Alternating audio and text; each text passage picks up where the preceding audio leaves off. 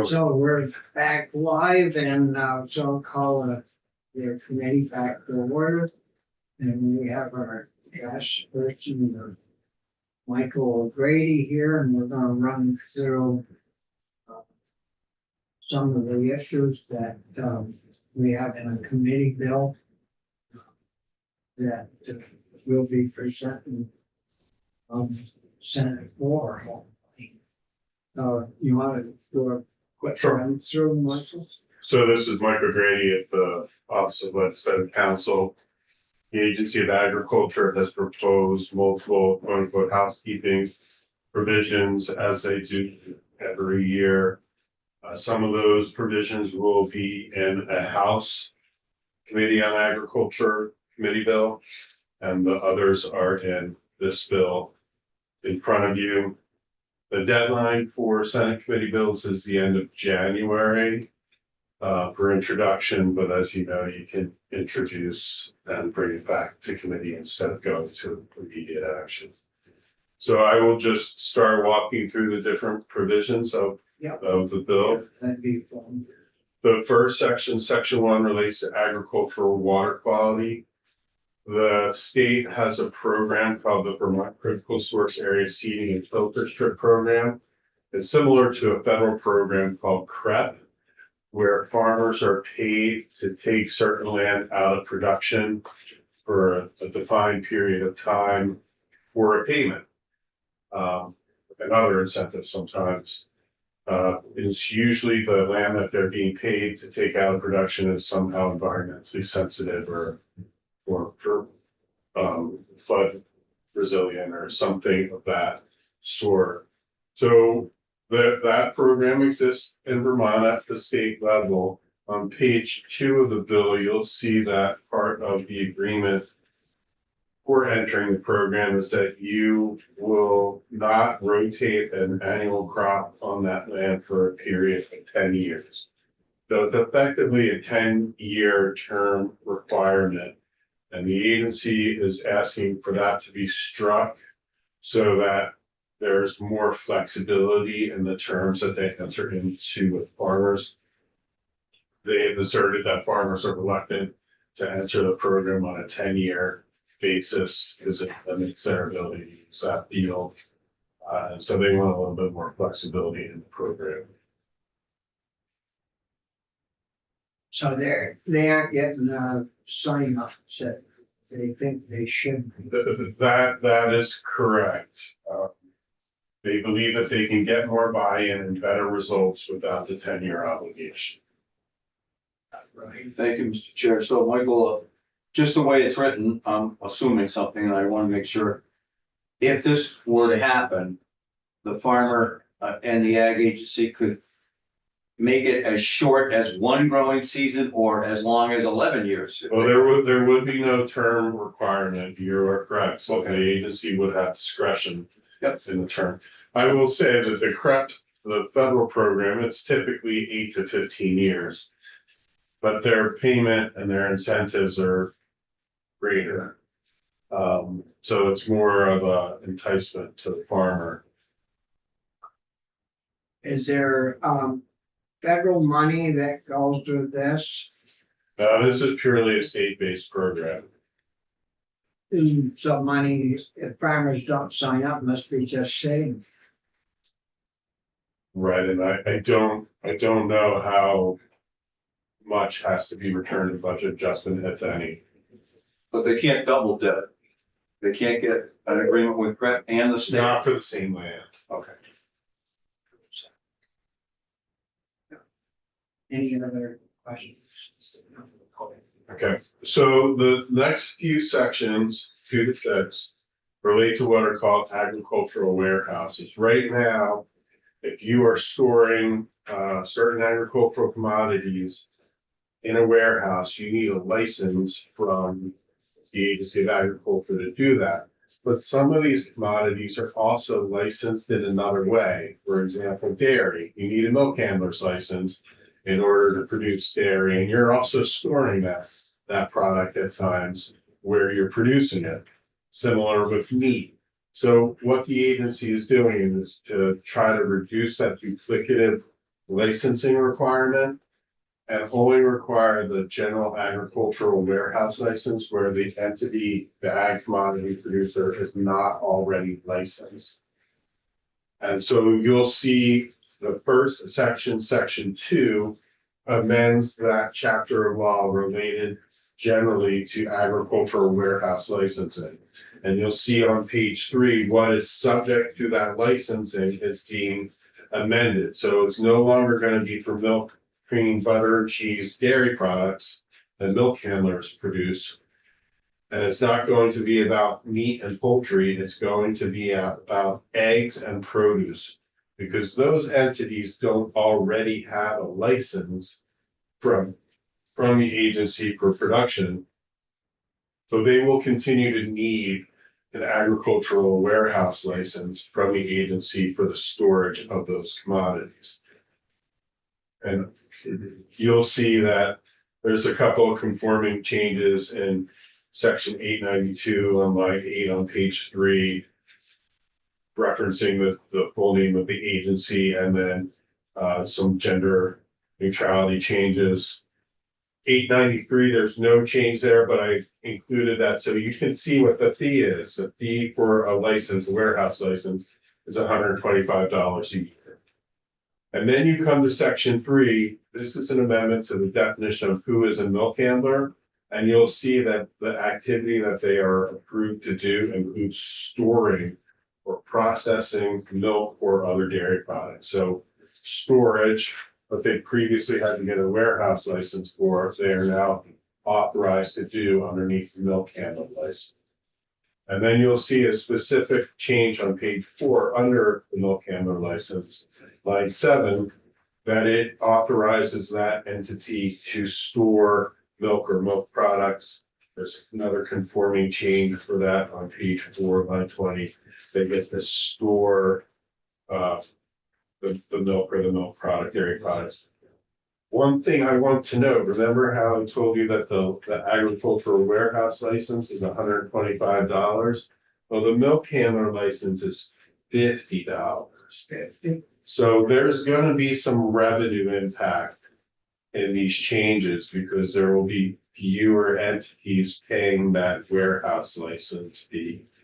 And I don't know, I haven't seen an estimate of that, but this bill will go to wait to finance because of these changes. And so knowing what that revenue impact is will be important in finance. And we'd have to do that through joint fiscal.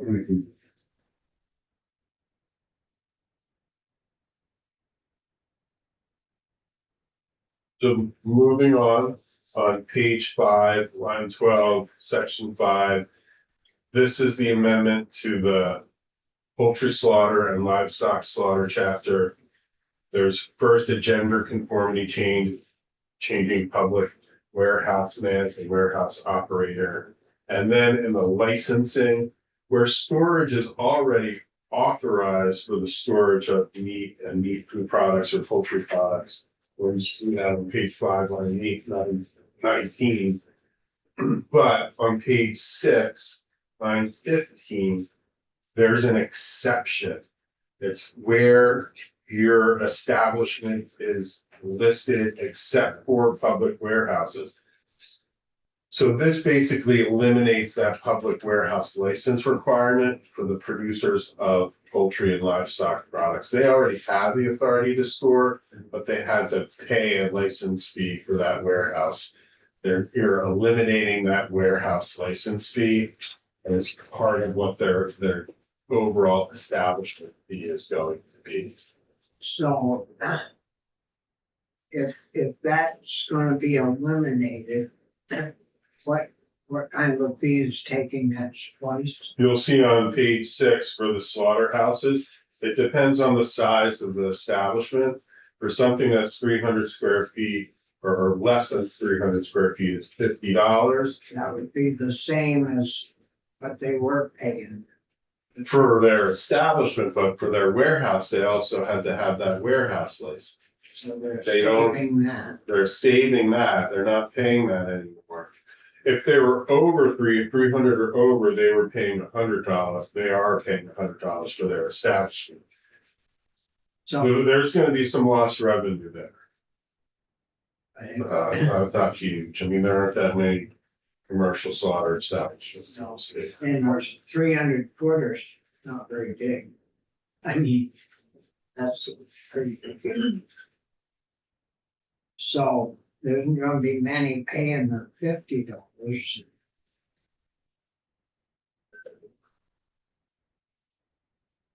Okay, any questions? Moving on from there, you move out of that warehouse, those warehouse sections and into the sections on livestock dealers. A few years ago, you made a bunch of changes to the livestock dealer requirements, to try to reach conformity with federal law. And what the agency is now proposing here is kind of standardization of some of the terms used in the livestock dealer language so that it's consistent across statute. And the first couple of changes that they're making on page 7 is to define camelids, domestic deer, and equines as they are defined in 6 DSA 1151. 6 DSA 1151 is the chapter related to the control of contagious livestock diseases. So the requirements for transport and dealers are going to be the same as the requirements for contagious diseases, or the terms are going to be the same. You're not using different terms in the different chapters because there's overlap when there's contagious disease in an animal that's being sold or moved. You don't want somebody to say, "Oh, my animal's not listed underneath that," or "my animal." So it's consistency between those two chapters. It's really just cleaning up the language and. Yeah. Page 7, the definition of livestock, you'll see how equines and domestic deer, the two terms that you're looking for consistency, are being added. And horses are being struck because donkeys aren't horses.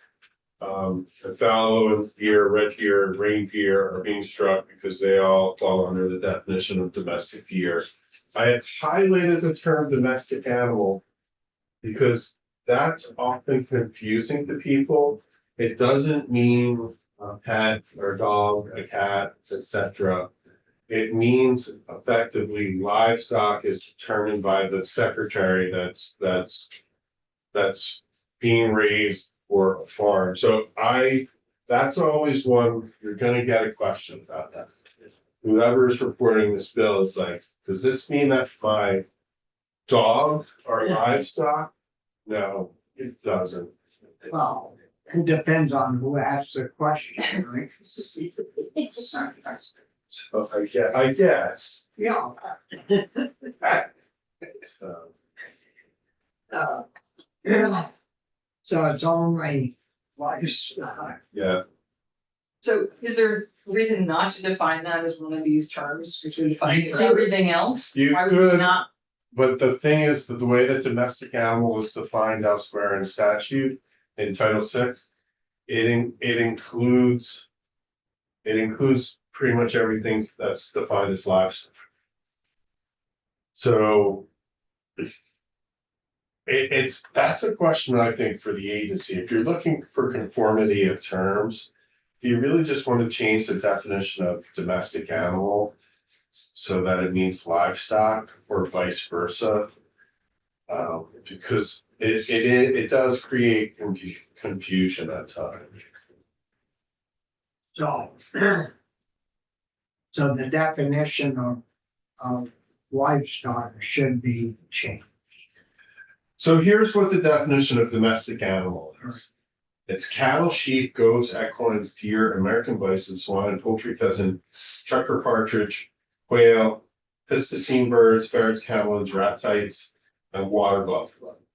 And you'll see in a minute that they're gonna emus. Okay. Thank you. You'll see in a minute that they're gonna propose some changes to that definition. But that's what a domestic animal is. You'll see obviously that there's overlap between livestock and domestic animal. if you're looking for conformity, you don't have conformity between those two chapters. Should, Is there a way that that could be written so there would be? Yeah, but you would have many more sections that would need to be amended. Right? Um, Oh, well, can we just call any other animal that the secretary deems livestock? Why does the word domestic have to be, I think that's the confusing thing, because they think domesticated like a dog. well, they wanna distinguish the animal from a wild animal. But a wild animal would never be livestock, right? Or what? Yeah, Well, so mink used to be livestock. okay, So but it is a domestic animal. it used to be domestic, but it's also wild. Rabbits are the same way. They're domestic rabbits. wild. You can get wild rabbits. So there's some animals where there's overlap between what might be wild. There's ambiguity about. So that's why they say domestic. Because of mink. And a wild rabbit would be livestock, But wild rabbit is not livestock. But but mink would be. so you can have mink that are domestic animals, yes. And they would also be, but they would not be livestock creation.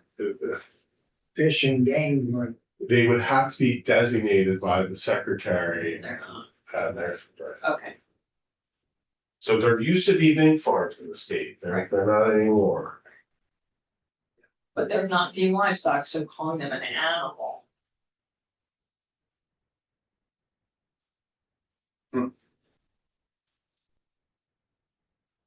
uh, I don't know what the exception to that is. Are you saying that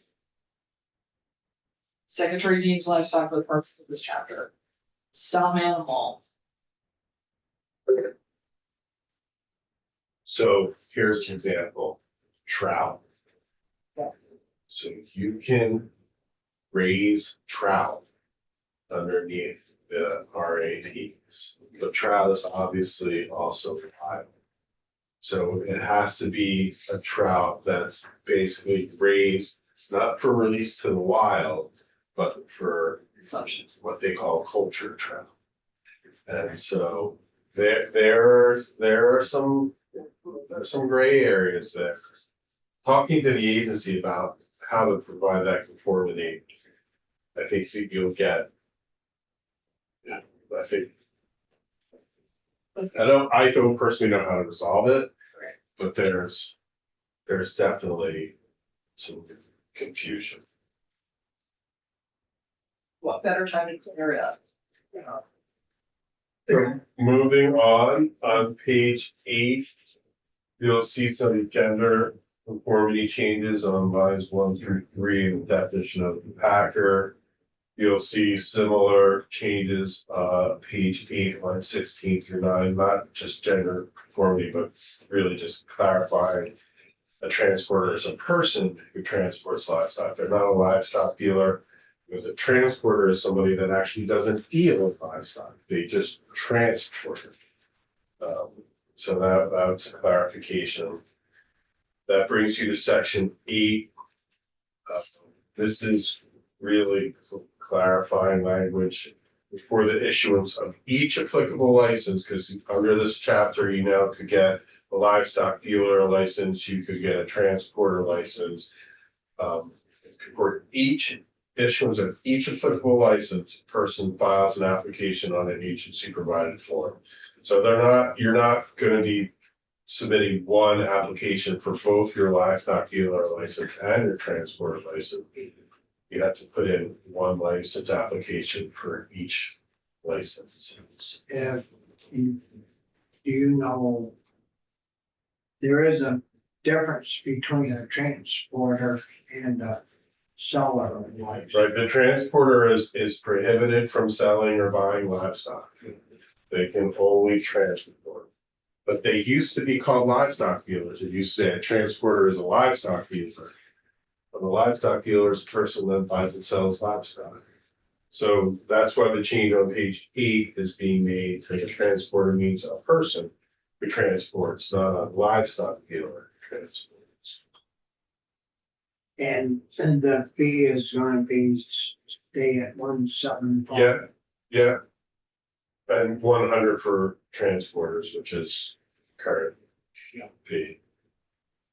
That brings you into section 9, which is the section on contagious diseases and animal movement. As I referred earlier to this, there's going to be some changes on page 9, line 4, in the definition of animal / domestic animal, getting rid of pheasants, partridge, and quail.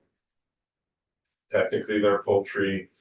And then clarifying it's domestic ferrets instead of the wild ferrets.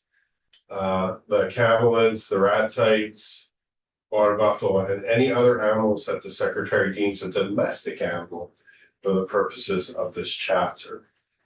And before determining that an unlisted species is a domestic animal, the secretary shall consult with A&R because of A&R's authority over the wild animal. What is a piscine bird? It's a parrot. Oh, you didn't know that? Oh, I didn't know I didn't know what the ratty thing was. I know. I'm kidding. I didn't. I had to look up the camelids to see how many camelids there. So, The I think the last camel in the state died. And the camelids now really refer to alpacas as well. Right. I was at the service. so When that, you report this, Phil, you'll. Yeah, I'm just saying, all more supporting him, I, he is the next chair. well, you're the only one that rides a camel, so. And the water buffalo used to be in the state. I don't think they're currently in the state. But they were here for a while and they made some great yogurt. Moving on from there, you get to change the deer to domestic deer. You're getting changes in the terms of domestic fowl, but they're really clarifying changes. It excludes wildlife as defined in 10 VSA 4001, which is A&R's authority over wildlife. Change to equine, it's just conforming. It changed the striking of fallow deer and red deer. That's because they're now within the definition of domestic deer. Those are the changes to the definitions. They're contagious diseases. The change in section 10 is really just a conforming change on line 21, referencing before deer that it's domestic deer. And again, on page 11, line 2, for deer, the term's now domestic deer, so it's a conforming change. Then section 11, testing of captive deer, because of chronic wasting disease. Deer that are slaughtered have to, the owner has to inform A&R of the slaughter of the deer.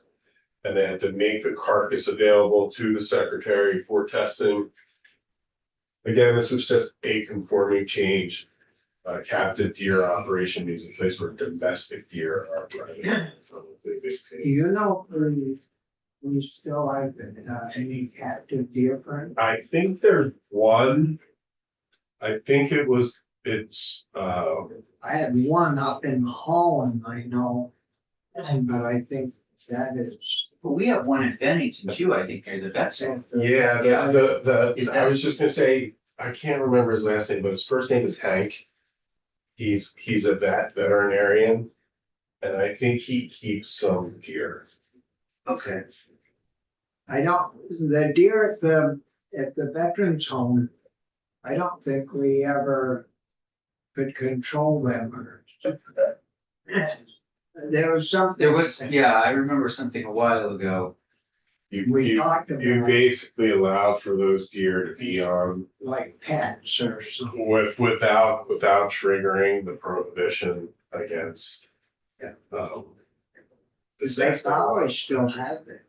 Yeah, I mean, it's funny, I haven't driven by there. in a while. Therapeutic stuff for the. Yeah, So moving on from there, you're on page 11, line 21, section 12, you're in the mosquito control section.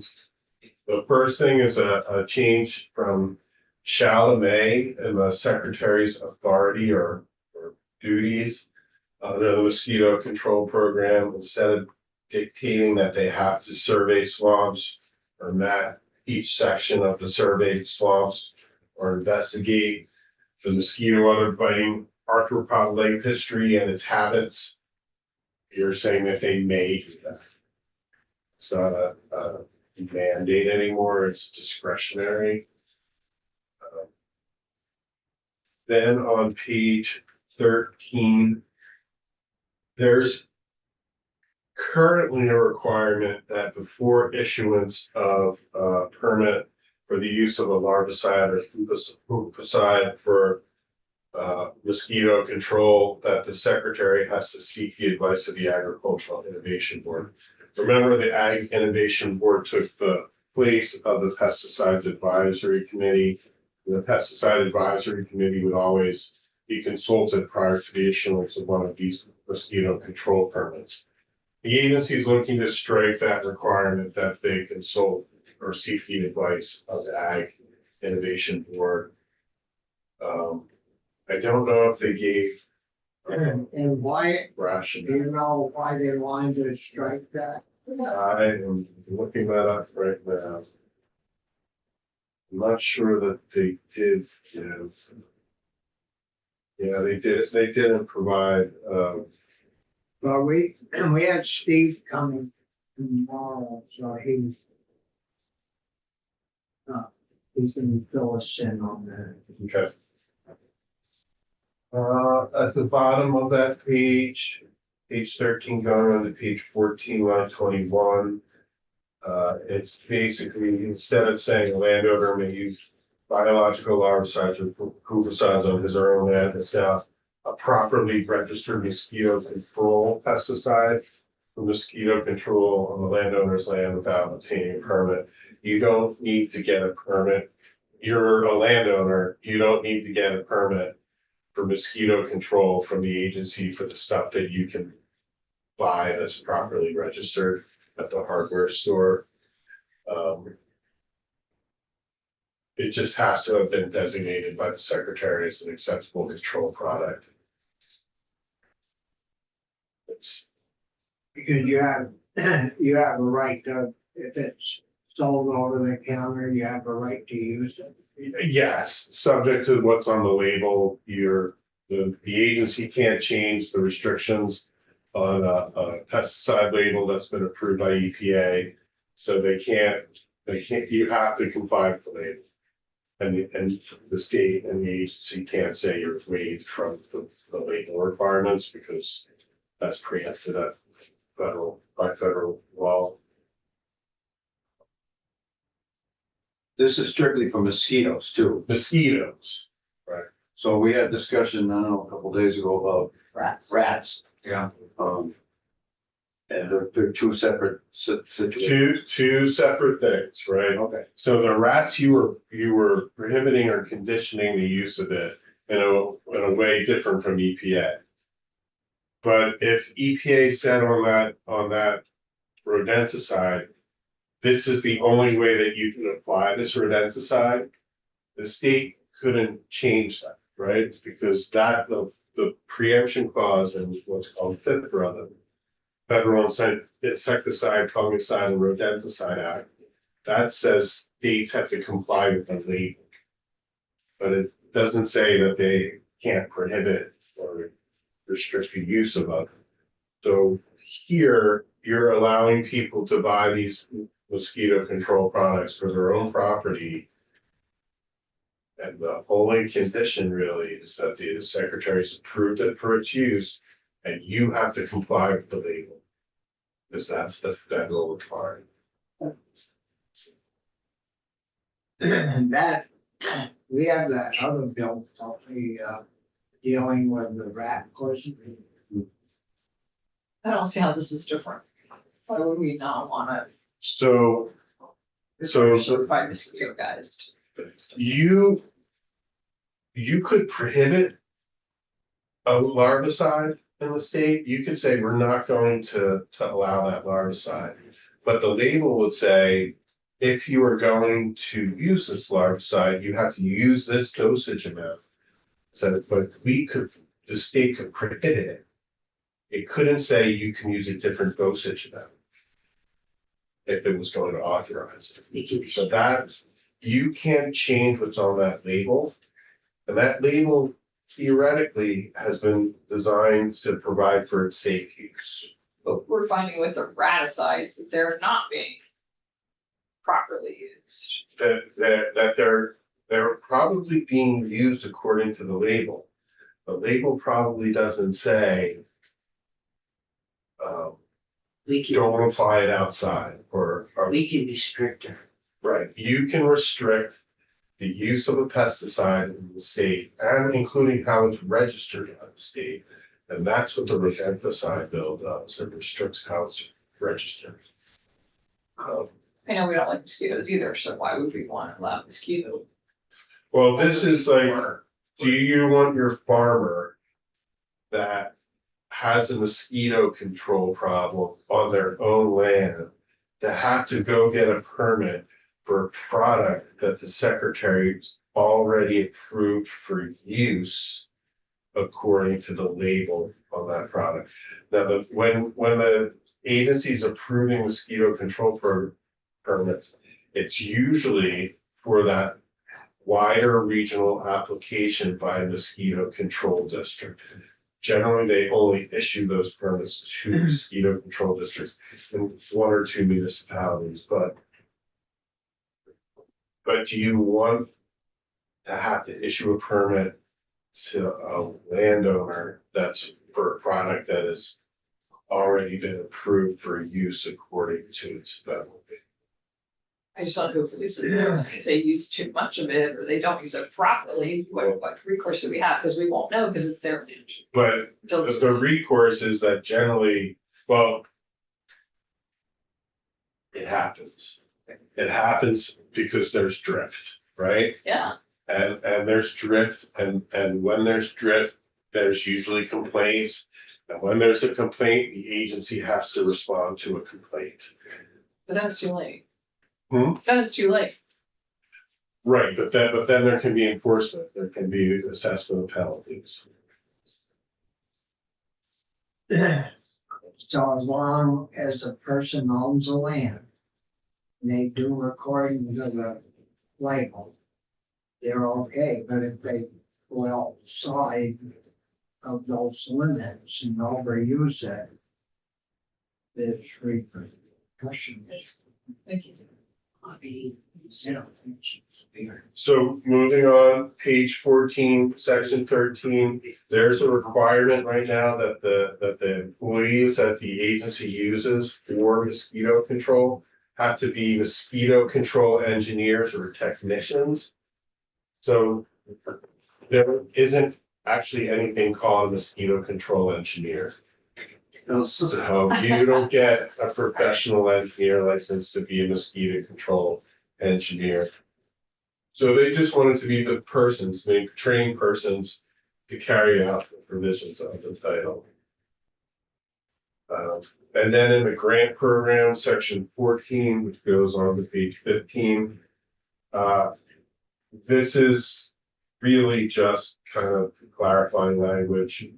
The grant is going to be allowed. You may provide 25% of the project costs through an in-kind larvicide services for the purchase of capital equipment used for larval management activities. Because they're trying to move away from control of management. So that's really just the change there.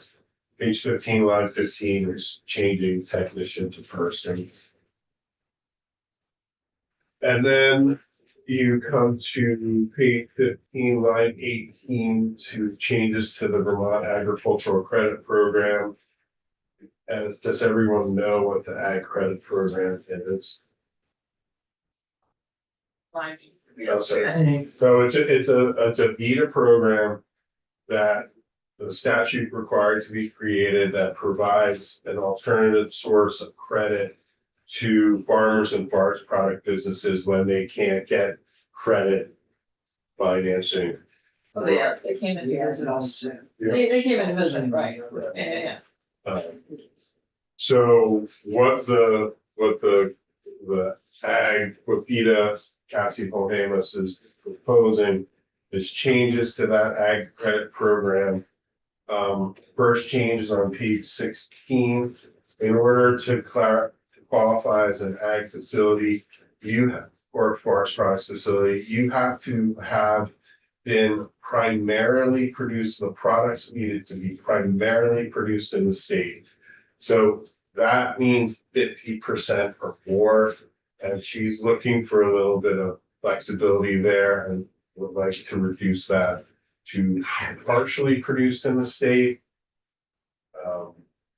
So that will allow for more flexibility in financing.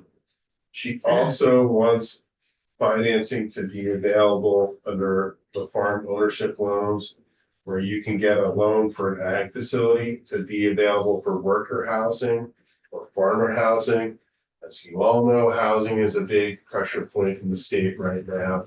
Worker housing there's been some efforts to improve that, remodel it, renovate it, bring it up to code, but some farmers would like financing to build it. And so this would allow for that. Michael, does it mean that she perhaps is saying that they have more money to lend than they have people asking for it? In other words, I'm trying to understand the rationale for changing primarily, which is 50% or over, right? So to at least partially. Are they looking for more applications? So what I think their concern is that in the next few years, you know, the demographics in the farm and forest products industry, It's it consolidated. is very top heavy. And in the next few years, a lot of that land is gonna move. And they want to be able to have flexibility to provide the financing to keep that land in agriculture or farming.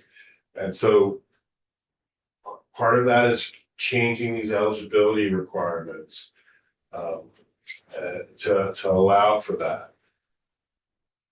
Well, a lot of these guys, are you talking about section one at the top? Yeah. Yeah, well, we had, the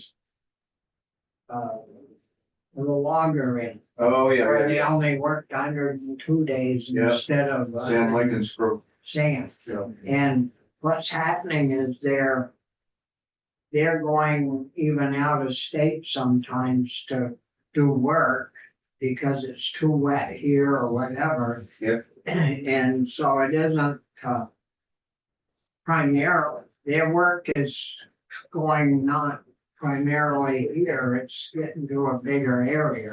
Okay. That's sense.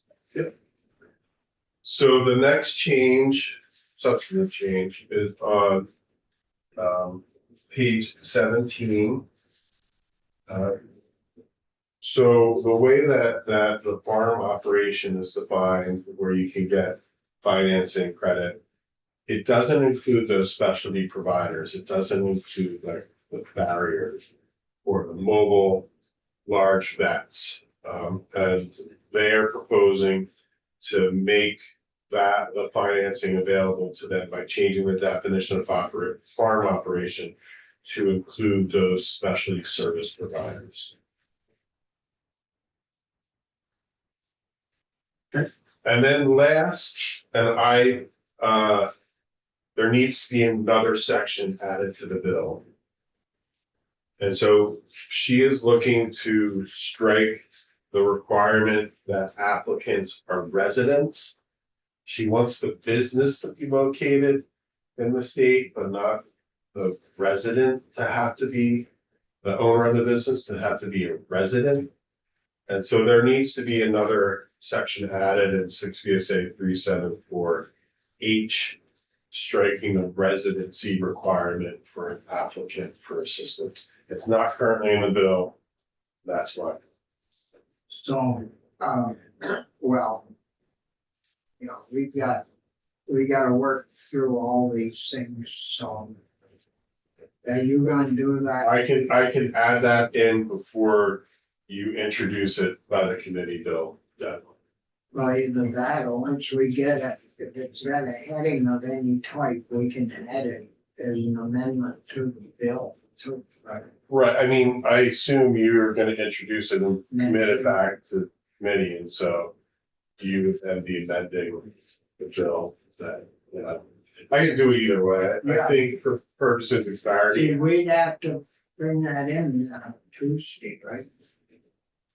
yeah, I think, We got until Tuesday, or? let me just check the set of rules.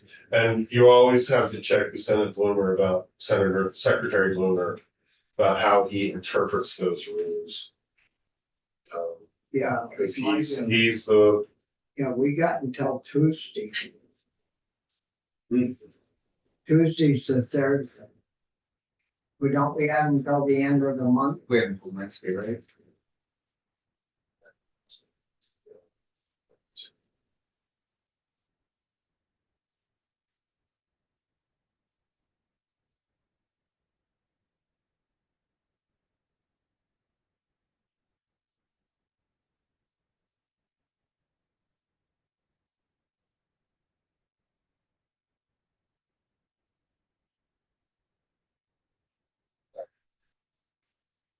during any adjourned session, the standing committee may introduce a bill on or before January 31st.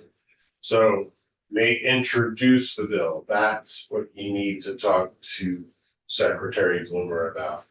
Does that mean that the bill is read for on the floor? That means you have to get it in before January 31st in order to be processed and delivered to his office for reading. Not out of committee. Like if you turn that bill in on the 31st, he wouldn't have it. He wouldn't have it to read. We either gotta do it Friday, I would say. Or we're- Right, I would recommend, if you're gonna submit this as a committee bill, you submit it on Friday. Yeah, I would. So can you have that change I would, done by yeah, then, yeah. Michael? And, oh.